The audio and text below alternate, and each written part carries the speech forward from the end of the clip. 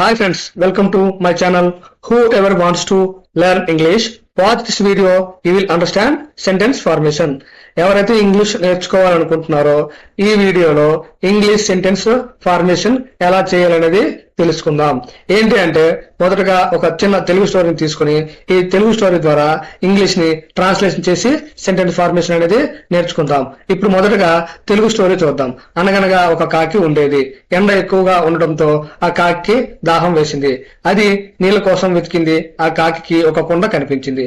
కుండలో కొంచెం నీరు మాత్రమే ఉంది, కానీ నీరు చాలా కిందకుంది. కాకి నీళ్లు తాగడానికి దాన్ని అందుకోలేకపోయింది. అప్పుడు అది బాగా ఆలోచించింది. దానికి ఒక ఆలోచన వచ్చింది.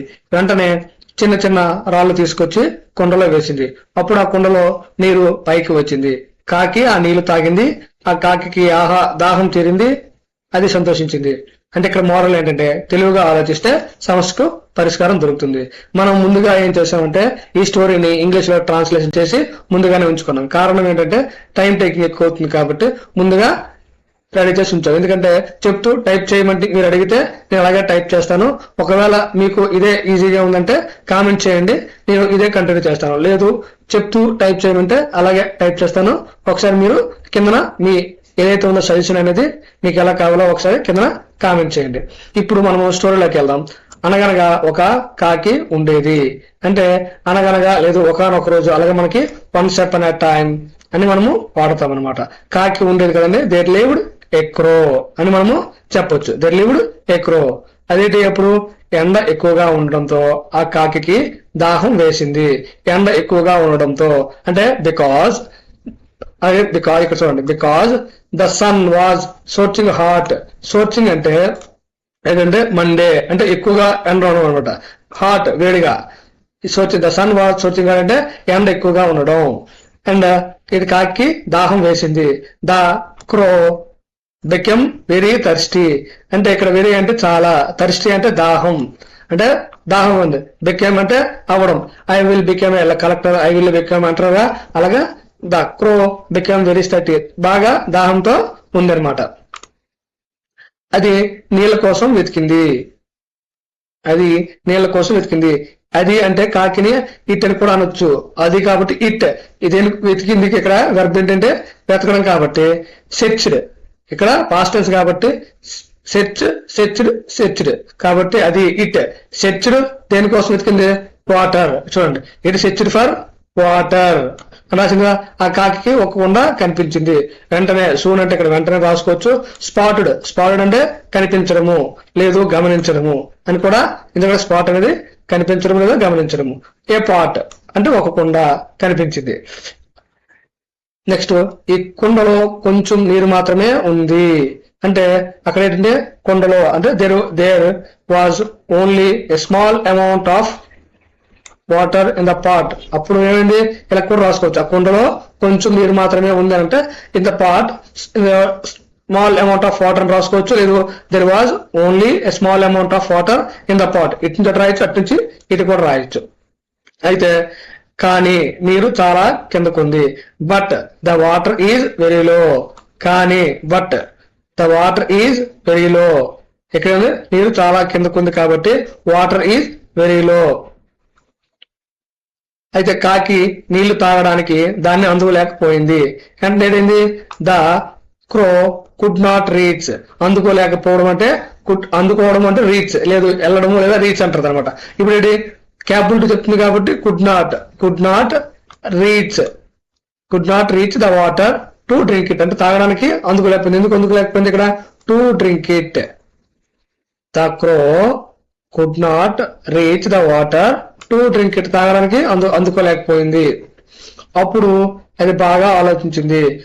అప్పుడు సో లేదా దెన్ అని కూడా వాడచ్చు. ఇక్కడ సో లేదు దెన్ కూడా వాడచ్చు. ఇట్ బాగా ఆలోచించింది. ఇట్ థాట్ థాట్ ఆలోచించడాన్ని థింక్ అంటారు ఇక్కడ వెర్బ్. ఇటు ఆలోచించడము థింక్ పాస్ట్ టెన్స్ లో థాట్. ఇట్ థింక్ డీప్లీ అంటే బాగా ఆలోచించడం అంటే బాగా డీప్లీ లేదు వెరీ అనొచ్చు. Deeply thought deeply about the problem. దేనికోసం ఆలోచించింది? ఆ నీరు దాహం కోసం ఆలోచించింది. దానికి ఒక ఆలోచన వచ్చింది. ఏంటొచ్చింది? దానికి అంటే ఇట్ ఒక ఆలోచన వచ్చింది. Suddenly it came up with an idea.